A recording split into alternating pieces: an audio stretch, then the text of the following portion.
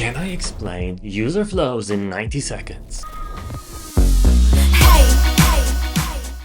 User flows show all the steps the user can take to complete a task. It's a way for designers to predict their entire path, find the potential problems, and fix them. Here is this video as a user flow, and you're the user. Start and end with a circle. Regular lines show the preferred action, usually going forward, and dotted lines show an alternative action like going back. Rectangles are the steps, and diamonds are important decisions.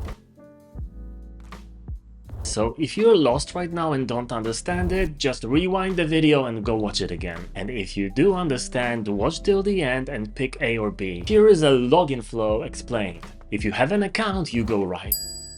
If you don't have an account, you go to a separate registration flow. If your email and password match, you complete this flow and go use the app.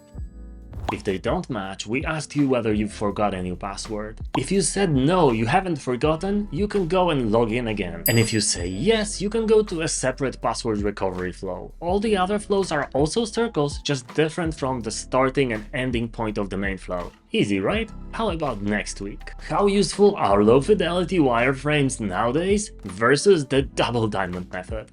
Let me know in the comments and have a beautiful day.